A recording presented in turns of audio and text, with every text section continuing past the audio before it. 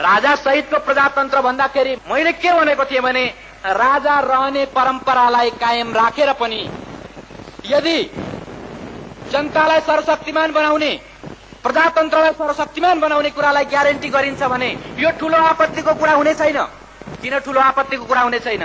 यसकारणले ठूलो आपत्तिको कुरा हुँदैन कि कुनै पनि मुलुकमा राष्ट्रपति चाहिन्छ, कुनै पनि मुलुकमा राष्ट्रपति चाहिन्छ र त्यो हामी अरू अनेकौं गणतान्त्रिक मुलुकहरूमा देखिरहेका छौं।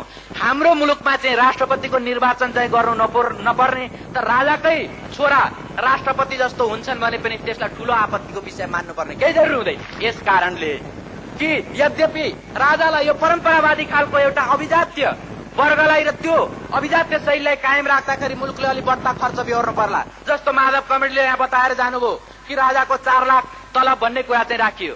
अहिले हाललाई राजाले 4 लाख तलब खाएर दरबारमा नारायण हिटीमा राज गरिरहन्, त्यही बसिरहन्, तर मुलुकको शासन प्रणालीले मुलुकको भाग्य निर्माण गर्ने काम जनताको हातमा दिइयोस्, हाम्रो हातमा दिइयोस्, नेपाली जनताको हातमा दिइयोस्। कुनै पनि बेलामा संघर्ष गर्ने भनेर सवाललाई अघि बढाइन्छ भने त्यसको बाधक तत्व को, शत्रु को भन्ने सवाल प्रमुख रूपले उपस्थित हुन्छ र त्यो प्रमुख शत्रु हटे पनि यदि आधारभूत कुराहरू परिवर्तित भएनन् भने, त्यो प्रमुख शत्रुलाई निमिटान्न पारे पनि यदि मुलुकको आधारभूत स्थितिमा परिवर्तित भएन भने जनता र राष्ट्रको जीवनमा खुशहाली आउन सक्दैन।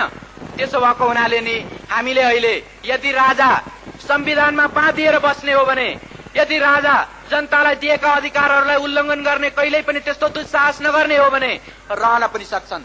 त यसो भन्दाखेरि मैले अघि भने कि यहाँहरू धेरैलाई मेरो कुरा चित्त नबुझ्न सक्छ, हो यसले त राजालाई रहन पनि सक्छन् भन्यो, नेकपा मालेको महासचिवले रहन पनि सक्छन् भन्यो।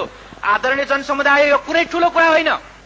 एकजना राजा रहने कुराले त्यत्रो ठूलो कुनै आपत्ति गर्दैन, तर सामन्तवाद, दलाल नोकरशाही, पुँजीवाद र साम्राज्यवादको शोषण रह्यो भने राजा नरहे पनि वास्तवमा हाम्रो स्थितिमा कुनै परिवर्तन आउँदैन।